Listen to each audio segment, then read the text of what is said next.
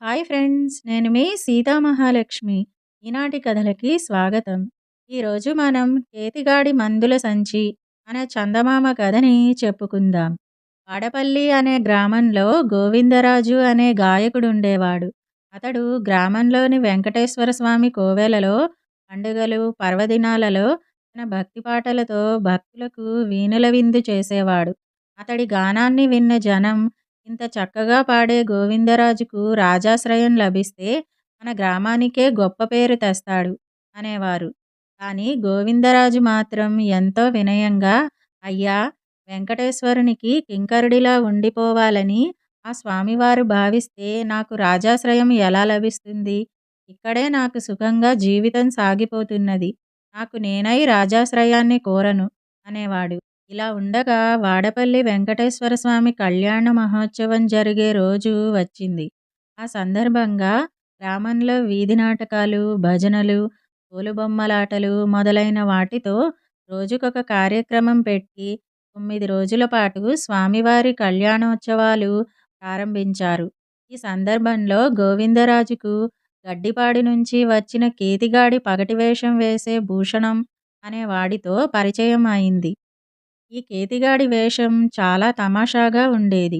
చేతిలో వంకర కర్ర పట్టుకుని గొంగళి కప్పుకుని తిరిగేవాడు. తల మీద కాకి ఈకల కుచ్చుటోపి పెట్టుకునేవాడు. వాడు హాస్యపు మాటలు మాట్లాడుతూ ఎవరికీ అర్థం కాని వేదాంత విషయాలు కూడా చెప్పేవాడు. వాడి ముఖం మీద ఉన్న పసుపు, సున్నం బొట్లు చూసి అందరూ నవ్వేవారు. భూషణం గోవిందరాజుతో, "ఈ పాట చాలా అద్భుతంగా ఉంటుంది. నీ పాట విని జనం ఆనందించినట్టే మా గడ్డిపాడు పగటి వేషగాళ్ల వేషాలు చూసి కూడా వాళ్ళు విరగబడి నవ్వుతారు. ఈ పగటి వేషాల ద్వారా డబ్బు సంపాదన కన్నా కూడా మా గ్రామానికి పేరు తేవడమే మాకు ముఖ్యం. అందుకే ఇలా ఊరూరు తిరుగుతుంటాం. నువ్వేమిటిలా మారుమూల గ్రామంలో పాటలు పాడుతూ ఉండిపోయావు" అని అడిగాడు కళ్యాణోత్సవాల ముగింపు రోజున. అందుకు గోవిందరాజు, "నాకు దేవుడిపై భక్తి పాటలు తప్ప మరేం రావు. సంగీత పరిజ్ఞానం కొంత ఉన్నమాట నిజమే అయినా కృషి చేసింది మాత్రం చాలా తక్కువ. రాజాస్థానం అంటే మాటలు కాదు. నా వల్ల మా గ్రామానికి పేరు రావాలంటే ఆ వెంకటేశ్వరుడి దయ కావాలి" అన్నాడు. ఈ జవాబుకు భూషణం నవ్వి, "నోరు తెరుచుకుని కూర్చుంటే సింహం నోట్లోకి జంతువులు రావు. నువ్వు వీరభద్రపురం అంగాలమ్మ తీర్థం గురించి వినే ఉంటావు. అక్కడ తీర్థోత్సవాలు ఘనంగా నెల రోజులు సాగుతాయి. ఇక్కడికి 2 క్రోసుల కన్నా ఆ వీరభద్రపురం ఎక్కువ దూరం ఉండదు. అక్కడికి నేనివాళే బయలుదేరిపోతున్నాను. నువ్వు కావాలంటే 2 రోజులాగి బయలుదేరి రా. ఆ తీర్థానికి జమీందారు కూడా వస్తాడు. ఆయన సమక్షంలో నీకు మంచి గాయకుడిగా గుర్తింపు వచ్చే అవకాశం ఉంది" అన్నాడు బస చేసిన సత్రం గదిలో సామానులు సర్దుకుంటూ. గోవిందరాజు ఏదో గుర్తు తెచ్చుకుంటున్న వాడిలా ఒక్క క్షణం ఆగి, "ఆ అంగాలమ్మ వారి గురించి విన్నాను. ఆమె శివుడి అనుచరుడైన వీరభద్రుడి భార్య. చనిపోయిన వారి ఆత్మలకు శాంతి కలిగించమని, భూత ప్రేత పిశాచాలు పీడించకుండా తరిమెయ్యమని ఆమెకు కొరడాలు సమర్పిస్తారు భక్తులు.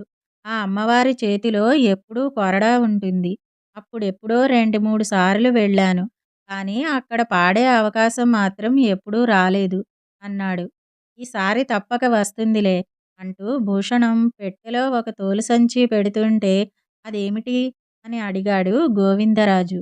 భూషణం ఉత్సాహంగా తోలు సంచిలోంచి కొన్ని మందులు బయటికి తీసి, "ఈ అగ్నితుండు గుళికలు కడుపు నొప్పికి, ఈ లేహ్యం వాంతులు అరికట్టడానికి, ఇది గుండెదడ తగ్గడానికి.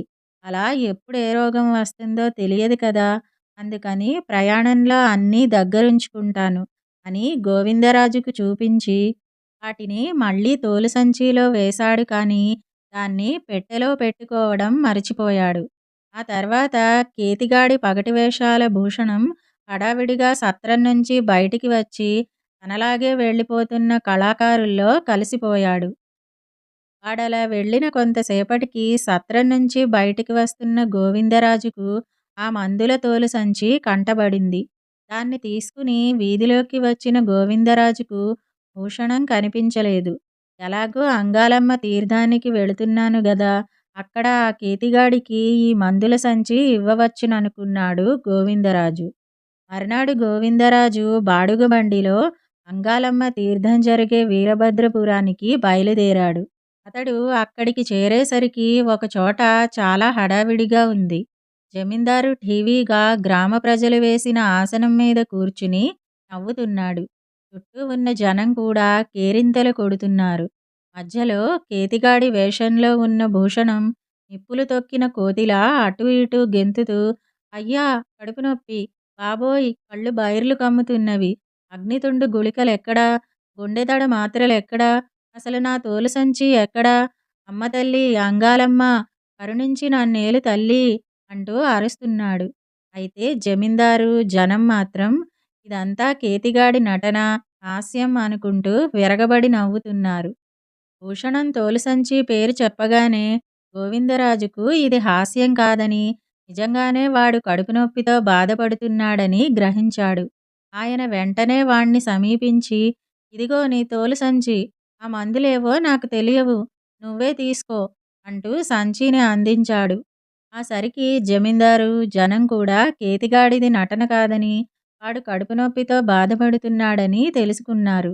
భూషణం తోలు సంచిలోంచి తనకు కావలసిన మందు తీసుకుని మింగి మంచినీళ్లు కావాలన్నట్టు సైగ చేశాడు. జనంలోంచి ఒకడు చిన్న పాత్రలో నీళ్లు తెచ్చి ఇవ్వగానే తాగి నేలమీద చతికిలబడ్డాడు. అప్పుడు జరిగిన వాస్తవమేమిటో గ్రహించిన జమీందారు భూషణంతో, ఒరేయ్, నీ కేతిగాడి వేషం, నువ్వు పలికిన హాస్యపు మాటలు చాలా అద్భుతంగా ఉన్నవి.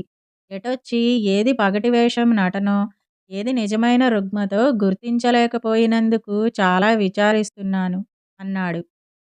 ఆ వెంటనే భూషణం లేచి నిలబడి గోవిందరాజును చూపిస్తూ, పర్వాలేదు బాబుగారు, ఈయన వాడపల్లి గ్రామంలోని వెంకటేశ్వర స్వామి కోవెలలో పండుగలు పర్వదినాలప్పుడు భక్తి పాటలు పాడుతూ ఉంటాడు. గొప్ప గాయకుడు. పేరు గోవిందరాజు. ఈయన గారు ఈ సాయంత్రం అంగాలమ్మ అమ్మవారి గుడి ముందు పాడే పాటలు వినవలసిందిగా ప్రార్థిస్తున్నాను అన్నాడు. ఇందుకు జమీందారు సంతోషంగా అంగీకరించాడు. ఆ సాయంత్రం గోవిందరాజు అద్భుతమైన గానమాధుర్యానికి తన్మయుడైన జమీందారు అప్పటికప్పుడే ఆయనను వాడపల్లి వెంకటేశ్వర స్వామి కోవెలకు ఆస్థాన గాయకుడిగా నియమిస్తూ కొంత మాన్యం కూడా ఇచ్చాడు. అంతేగాక తీర్థానికి వచ్చిన వారందరికీ గొప్ప వినోదం కలిగించిన కేతిగాడి వేషధారి భూషణానికి ధనం బహూకరించాడు.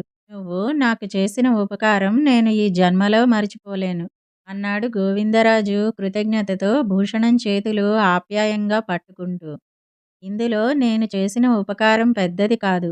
సమయానికి వచ్చి నా ప్రాణం నిలబెట్టినందుకు నిజానికి నేనే నీకు రుణపడి ఉన్నాను.